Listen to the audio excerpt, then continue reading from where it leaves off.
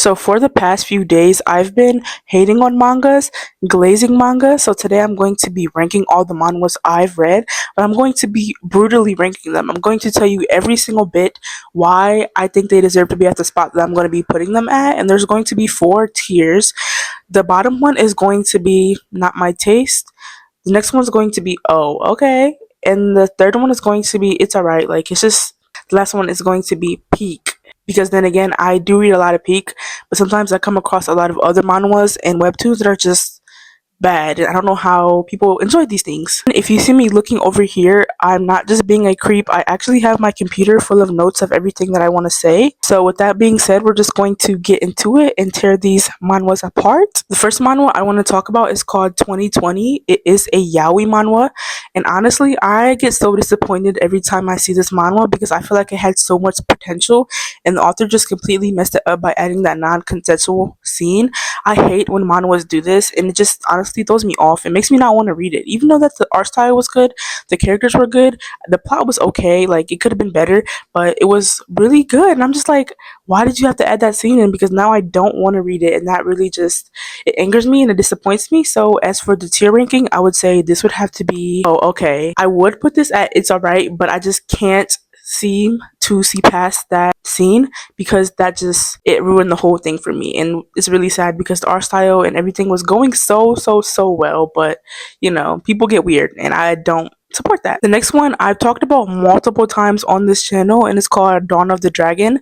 This is also a yaoi. A lot of these stories are going to be yaois because I do read more yaois than straight or yuri manhwas. I want to get more into straight and yuri ones, and I've been taking your guys' recommendations from the comments, so I'm just reading all the ones that you guys have told me. But for as this manhwa, I glaze this every time I get the chance. Every time somebody talks about what's their favorite yaoi, what's their favorite manhwa, I'm going to recommend Dawn of the Dragon. They have no unnecessary grape. The characters actually have plot. I like the art style of this. You kind of have to get used to it, but it's pretty good. I think the characters are super cute, and the top is a yearner. I told you that's also peak for me, and that just enhances the whole experience. But I love Dawn of the Dragon, and it's going in the peak tier. The next one is going to be Jinx.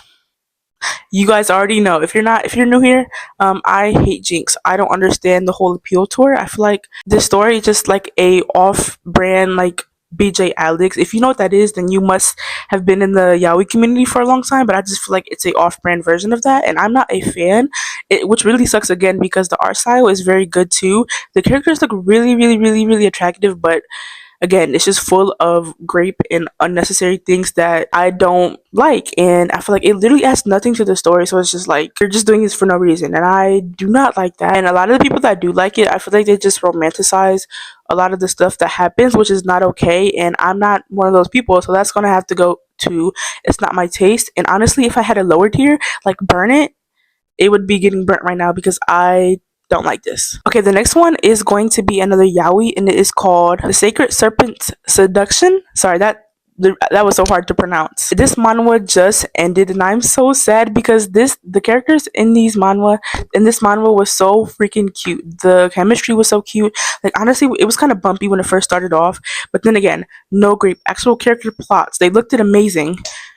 I hope that they have a side character, or if they have like another spin-off when their kids are grown. Kids? Yeah, they had kids and they're both men.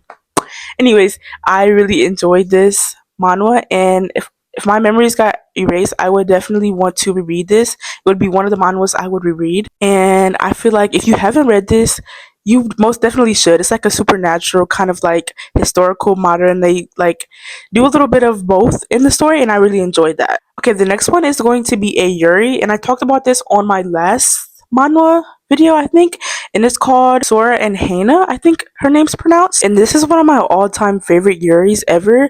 I haven't read that many Yuris, so like this is not like a big thing, but like for me, but it is one of my favorite ones that I've read so far.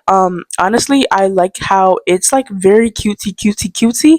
They do get mature like towards the end of the story, but that's my favorite part. Like you're seeing the relationship grow without all the sexual stuff going on. It's just like a cute story. It's kind of like a slice of life because you're following like two girls from high school to college, and you see like how slowly their friendship gets closer and closer, and then they pass that thread, and it's just like, okay, this is what I'm here for. And it does not feel forced at all. I feel like a lot of some romance manhwas, it feels forced. This does not feel forced. The next one is going to be another underrated manhwa. It's called Dreadful Night, and it's kind of like a psychological horror yaoi. It's not like a regular trope that I normally see or normally read, so it's different for me, and that's why I really like this one. Oh, yeah, and I forgot to rank the Sora and Henna, and this is going to peak. That one's going on peak. I don't know if I also ranked the Saper Seduction, and that's going on peak too. I'm just forgetting to freaking rank manhwas. I'm so sorry. So both of those are going on peak, and the next one, like I said, is going to be Dreadful Night. Oh my gosh, this manhwa is so freaking underrated. I don't even know how I found this one because I don't see a lot of people talking about it, but I'm gonna put you on. The story follows the main character who is trapped in a video game and he's trying to escape without everyone noticing that he's escaping. But somebody does notice that he's trying to escape from the video game, and it's not like a normal person. He's a psycho, and it's like at first it makes you question things. It really does make you question things, but then you start to understand and see the relationship grow as like he's a psycho, like he's like literally left and right. And I believe that this manhwa is not even over yet, so it's kind of fun, and it's like it has you wondering, is he gonna escape with his man, or like what's gonna happen, because the man knows that they're in a video game too. So this is going to be going on the peak rank. The next one is going to be Mr. A's Farm. A lot of people dislike this, and me personally, it's all right. Like I feel like a lot of people are just exaggerating with like how bad it is. If you really ignore all of the nasty parts and stuff, the plot's actually good, and it's kind of like wholesome. Honestly, if I had to put this on the rankings, I would say that this is going to go on. It's alright. Like I come back and I read this sometimes when it comes out for fun. It's not like I'm waiting for the new chapters to come out, but I do read it occasionally. Okay, the last one is going to be Tears on a Withered Flower. If you watch my previous videos again, you know that I have beef with this manhwa. Honestly, this manhwa just feels like a 2016 bad boy Wattpad story just drawn out to be a manhwa. I feel like the plot wise, it's really nothing that special. Like, not a fan of the body proportions.